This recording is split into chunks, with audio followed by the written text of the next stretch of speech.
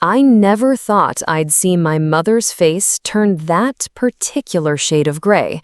The whole table froze as the waiter approached, calling me Miss Sullivan and asking if everything was to their satisfaction at my restaurant.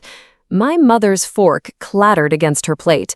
20 years of her excluding me from family gatherings, minimizing my career choices, and today attempting to uninvite me from Thanksgiving dinner at what she didn't know was my own establishment. The silence around that table was worth every struggle, every tear, every night I spent scrubbing dishes and sleeping on flour sacks in the back room while building my dream. My siblings stared open-mouthed while my mother stammered, trying to regain her composure. But I wasn't that invisible, disposable daughter anymore. I was the owner of the most sought-after reservation in Boston, and I was about to serve them all a dish called consequences. Growing up in Brookline, Massachusetts, my family was what outsiders might call Boston elite. My father a surgeon at Mass General, my mother the quintessential New England society matriarch. Our colonial home on Beacon Street had hosted senators and university presidents. My three siblings, James, Elizabeth, and Catherine, all followed the Sullivan family script perfectly. Harvard undergrad, professional degrees, marriages to appropriate partners from similar Boston families. Then there was me, Abigail Sullivan, the disappointment. From childhood, I was different. While my siblings joined sailing clubs and attended cotillions, I was fascinated by our family's Irish immigrant roots and our grandmother Nora's stories about how food connected people. When I was 12, Mom caught me in the kitchen with Mrs. Donnelly, our housekeeper, learning to make soda bread instead of attending my piano lesson. Abigail Marie Sullivan. What would the Cabots say if they knew you were down here cooking like the help? She dragged me upstairs, scrubbing my flour-covered hands until they were raw. Sullivan women host dinner parties. They don't cook them. But the kitchen called to me. By 16, I was secretly working weekends at Giacomo's in the North End, hiding my chef's whites in my field hockey bag. When Mom discovered it during my senior year, she called a family meeting. No daughter of mine is going to waste her education flipping burgers, she announced over dinner at the Algonquin Club. The Sullivans have a reputation to maintain. Despite her objections, I enrolled in culinary school instead of Wellesley. The day I left home, she said something I'll never forget. When you fail, and you will fail, don't come crawling back expecting your place at this table. For 15 years, she kept her word. Birthdays, Christmases, 4th of July at the Cape House, I received no invitations. My siblings occasionally met me secretly for coffee, but never stood up to her. My father, weak-willed despite his surgical precision, would call on my birthday, but never challenge her exclusion. What no one knew was that after culinary school, I had worked my way up through the restaurant world, from line cook to sous chef, saving every penny. I apprenticed in New York, San Francisco, and eventually Paris, studying under renowned chefs while living in tiny apartments and sending postcards that my mother returned unopened. I had a dream, to open a restaurant celebrating elevated New England cuisine with a nod to our Irish heritage. I wanted to honor my grandmother Nora, who had slipped me her recipes before she died, saying, "Some family treasures aren't silver or stocks, Abby girl." 3 years ago, I returned to Boston and found the perfect location, a historic building in Beacon Hill that had once been a speakeasy during Prohibition. Using my savings and a small business loan, I renovated the space, naming it Nora's. The irony? It was just 2 blocks from the private club where my family celebrated special occasions. What my family didn't know, what no one knew outside my small circle of industry friends, was that within 18 months, Nora's had earned a Michelin star. I had deliberately kept a low profile, staying out of press photos and working under my grandmother's maiden name, Kelly. Boston Magazine had dubbed the mysterious chef owner Boston's culinary phantom, present in every perfect dish but never seen. And then came my mother's grand gesture. After 15 years of exile, she called me directly for the first time. "Abigail, we're having Thanksgiving dinner at that new place everyone's talking about, Nora's. Your father pulled some strings for a reservation. I suppose you can join us, though I hear the dress code is quite strict." Little did she know, I had personally approved her reservation request when it crossed my desk. I recognized my father's name immediately. After all these years, they were unwittingly coming to my table, the very thing my mother had denied me for so long. Thanksgiving week in Boston brings a particular energy. College students heading home, downtown lit up for the holidays, the air crisp with anticipation. At Nora's, we were booked solid, with our special holiday menu featuring heritage turkey, cranberry chutney with Wicklow honey, a nod to our Irish roots, and my grandmother's brown bread recipe. I arrived at dawn that Thursday, my stomach in knots. My staff noticed my distraction as I obsessively checked every detail, polishing already gleaming glasses, adjusting table settings, tasting and retasting the cranberry sauce. "Chef, you okay?" asked Miguel, my sous chef of 2 years. "You seem off." I couldn't tell him that Table 7, our best table by the fireplace, would host the family that had disowned me, that I'd be cooking for the mother who had pretended I didn't exist for 15 years. Instead, I just nodded and dove back into preparations. At 2 p.m., my host texted me. They had arrived. I peered through the kitchen window and saw them. My father's silver hair, my mother's perfect posture, my siblings and their spouses. They were seated, menus distributed, champagne poured. And then my phone buzzed. A text from my mother. "Abigail, where are you? We're seated." Another message followed. "The maitre d' says you're not on the list. I specifically told your father to include you." I knew the truth. My name had never been on their reservation. My host confirmed it, showing me the original booking. Sullivan, party of 8, not 9. I hadn't been included at all. I texted back, "Running late, start without me." From my vantage point, I watched them settle in, my mother holding court as always. They ordered appetizers, my special oysters with mignonette, my grandmother's seafood chowder. I prepared each dish myself, pouring 15 years of absence into every plate. At 3 p.m., when I should have joined them, I received another text. "We're ordering mains now. Your choice to be late for the first family dinner in years. Typical, Abigail." My hands shook as I plated their entrees. Through the service window, I could see my mother checking her watch, making a show of my absence to my siblings, who looked uncomfortable. My father was on his third Manhattan, staring vacantly at the fireplace, his usual method of avoiding conflict. When their desserts were being prepared, my special pumpkin and brown butter tart, I overheard my mother speaking to Elizabeth. "I suppose this is Abigail showing us again how little family matters to her," she said loudly enough for nearby tables to hear. "After all we've done, offering an olive branch, securing this impossible reservation, and she can't even be bothered to show up." That was when James, my oldest brother, spoke up mildly. "Mom, did you actually include Abby on the reservation? Because the host seemed confused when I mentioned we were waiting for one more." My mother's response was swift and cutting. "Of course I did, but it hardly matters now. We've had a lovely meal without her drama, haven't we? Perhaps this is for the best." Catherine, always the peacekeeper, tried to change the subject. "This food is incredible, though. I read the chef trained in France." "France?" my mother scoffed, "where Abigail claimed to be studying, probably waiting tables instead.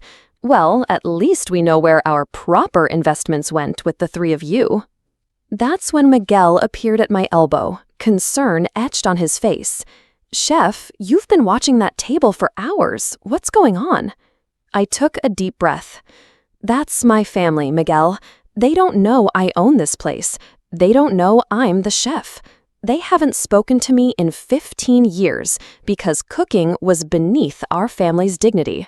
And apparently, they're celebrating Thanksgiving without me in my restaurant.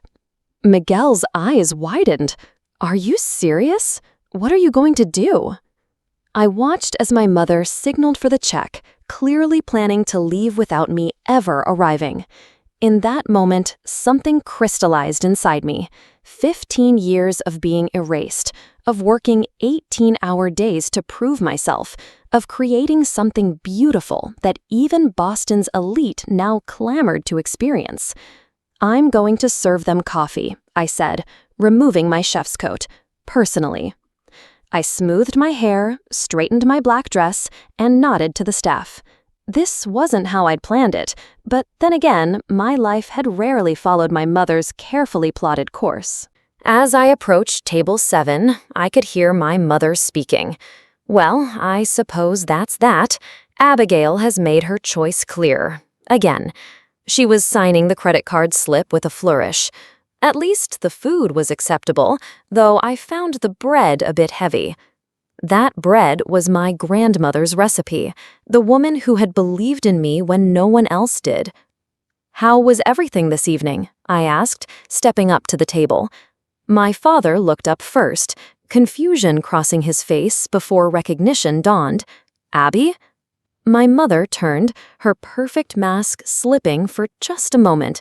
"Abigail, where have you been? We've been waiting." "Have you?" I interrupted, my voice steadier than I felt. "Because I've been here all day. Since 5 a.m., actually." The table fell silent. Around us, other diners continued their meals, unaware of the familiar earthquake occurring by the fireplace. "What are you talking about?" Elizabeth asked. "You work here?" At that precise moment, Miguel appeared with a tray of Irish coffees, our special holiday offering. "Chef," he said with deliberate emphasis, "the special coffees you requested for your family." "Thank you, Miguel," I replied, watching my mother's face. "Chef?" Catherine echoed, her fork suspended midway to her mouth. "Miss Sullivan," called the maitre d', approaching our table, "the Jacobsons at table 12 wanted to compliment you personally on the meal. Should I tell them you'll stop by?" My mother's face turned that particular shade of gray I mentioned earlier, somewhere between old putty and wet cement. The transformation would have been comical if it weren't so painful. "You're the chef here?" James asked, looking around at the restaurant with new eyes. "I'm the chef owner," I corrected quietly. "Nora's is my restaurant, named after grandmother." The silence that followed was deafening. My father knocked over his water glass. Catherine's husband started coughing. Elizabeth just stared.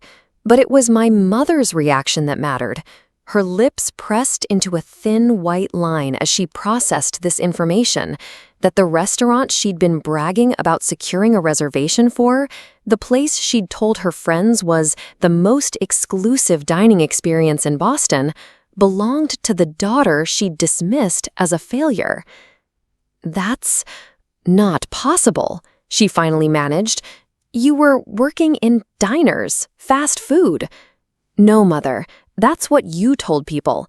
I was training under Michel Laurent in Paris, then under Dominique Chen in San Francisco. I opened Nora's 3 years ago. We received a Michelin star last year." "But the Sullivan name isn't associated with this place," my father said, finding his voice. "I use grandmother's maiden name professionally, Abigail Kelly." Recognition flashed in my siblings' eyes. They read the food sections. They knew that name. "You're Boston's culinary phantom," Elizabeth whispered. My mother's hand trembled as she reached for her purse. "I think we should go." "Before you do," I said, placing my hand on the table, "I want to thank you." That stopped her. "Thank me?" Her voice was barely audible. "Yes, you said I would fail, that I wouldn't have a place at your table. You were right about one thing. I don't have a place at your table." I gestured around the restaurant. I have all these tables instead, and people wait months to sit at them. The neighboring diners had begun to notice our conversation. A few were openly watching now. You told me Sullivan women host dinner parties. They don't cook them, I continued. Well, I host dinner parties for half of Boston now, every night. My mother stood abruptly. We're leaving. My siblings hesitated, torn between family loyalty and this new reality. The bill has been taken care of, I said quietly. Consider it 15 years of missed birthday and Christmas presents. As my mother gathered her coat and headed for the door, my father lingered. He looked at me with something I'd never seen before, respect, maybe even pride. Your grandmother would have loved this place, Abby, he said softly, before following my mother. My siblings remained seated, staring at me as if seeing a stranger. Why didn't you tell us? Catherine asked. Would it have made a difference? I replied. Would any of you have stood up to her? None of them could meet my eyes, which was answer enough. Enjoy your coffee, I said, turning to leave. The kitchen needs me. I walked away from table 7 with my head high, feeling the weight of 15 years lifting from my shoulders with each step back toward my kitchen, the place where I had always belonged.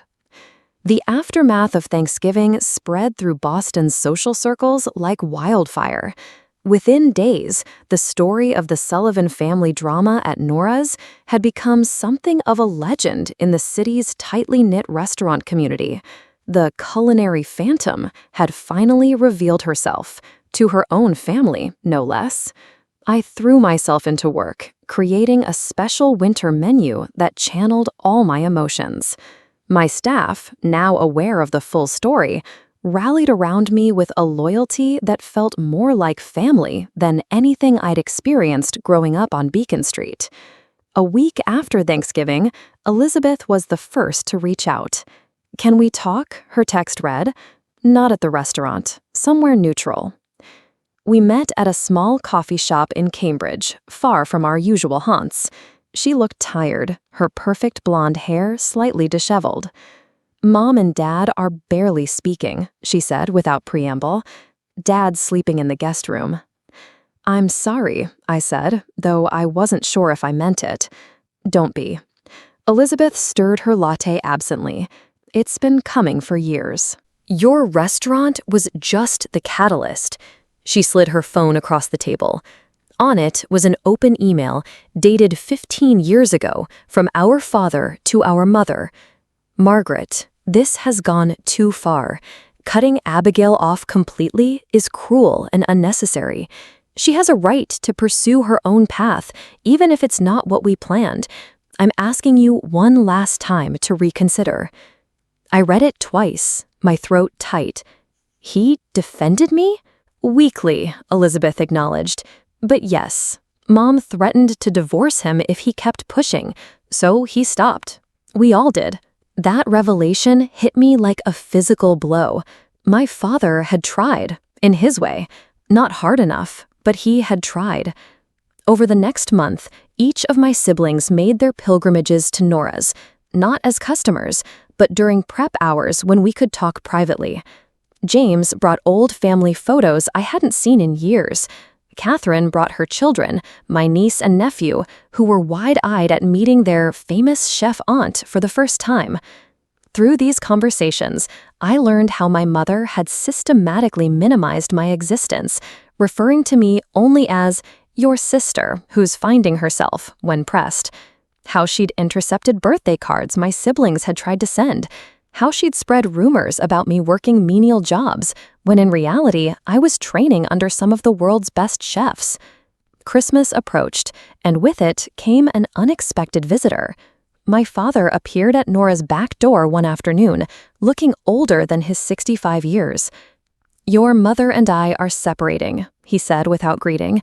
I've moved into a condo downtown. We sat in my office, the space where I planned menus and managed the business side of my restaurant.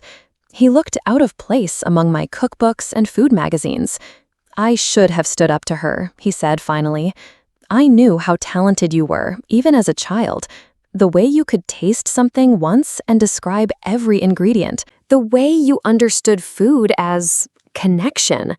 Why didn't you? I asked, the question that had haunted me for 15 years. He sighed heavily. Fear, mostly, of losing everything we'd built, of scandal in our circle, of your mother's rage, none of which are good enough reasons to abandon a child. The apology wasn't perfect, but it was honest, and for the first time, I saw my father as he truly was, not the towering surgeon of my childhood, but a flawed man who had made painful compromises. That same week, I received a certified letter from my mother's attorney. I expected threats, perhaps even a lawsuit claiming I had embarrassed her publicly. Instead, it contained a deed to a small property on Cape Cod, a cottage that had belonged to my grandmother Nora. The accompanying note read simply, "This should have gone to you when she died. I was wrong to keep it." It wasn't an apology, not really, but from Margaret Sullivan, it was the closest thing to one I would likely ever receive. The cottage became my weekend refuge, a place to test recipes and reconnect with my grandmother's legacy. In the attic, I found a box of her handwritten recipes, many of which I had been trying to recreate from memory for years. January brought another surprise. The James Beard Foundation announced their semifinalists, and Nora's was nominated for Best New Restaurant. Despite being open for 3 years, we had flown under the radar until recently. The publicity was immediate and intense. Boston Magazine requested an interview and photo shoot. "Will your family be mentioned in the piece?" the journalist asked during our preliminary call. "Yes," I said, making a decision. "All of them, including my grandmother, who taught me that food is about more than sustenance. It's about story." The morning the magazine hit newsstands, a florist delivered an enormous arrangement to the restaurant. The card read, "To Boston's not-so-phantom chef, we are proud to know you. James, Elizabeth, Catherine, and Dad." My mother's name was conspicuously absent, but I hadn't expected miracles. That evening, as service began, I noticed a familiar figure sitting alone at the bar. My mother, dressed impeccably as always, sipping a glass of the burgundy we served by the glass. Our eyes met across the restaurant. She didn't smile, but she didn't look away either. Instead, she raised her glass slightly. Not quite a toast, but an acknowledgement. I nodded in return and went back to expediting orders. We weren't reconciled, perhaps never would be fully, but something had shifted. The secret was out. The shame was gone. I was Abigail Sullivan Kelly, chef-owner of Nora's, Boston's celebrated restaurant. And for the first time in my adult life, I wasn't running from my name or my past. As for my grandmother's cottage, I decided to turn it into a small cooking school during the summer months, teaching local children how to connect with food the way Nora had taught me. Some family traditions were worth continuing, after all. Looking back on that Thanksgiving now, 3 years later, I realize it wasn't just about revenge or vindication. It was about finally being seen. My restaurant now has 2 Michelin stars. My father comes for dinner monthly. My siblings and I have built relationships that, while not perfect, are authentic in ways they never were before. My mother? She still comes occasionally, always sitting at the bar, never staying long. We've reached a quiet understanding that exists somewhere between estrangement and reconciliation. Some wounds heal slowly, if at all. But I've learned that family isn't always about blood or shared names. Sometimes it's the sous chef who stays late to perfect a sauce, or the servers who defend your vision to difficult customers, or the regulars who've watched your journey and cheered you on. So if you're feeling unseen, if your dreams seems impossible, if the people who should support you most are the ones holding you back, remember my story. The table you're excluded from today might be in the restaurant you own tomorrow. This is Abigail Sullivan Kelly, and I'd love to hear your stories of triumph in the comments below. If this resonated with you, please like and subscribe. I'll be sharing more about my culinary journey and perhaps some of my grandmother's treasured recipes in future videos. Until next time, remember, the best revenge isn't just success, it's creating something beautiful that's entirely your own.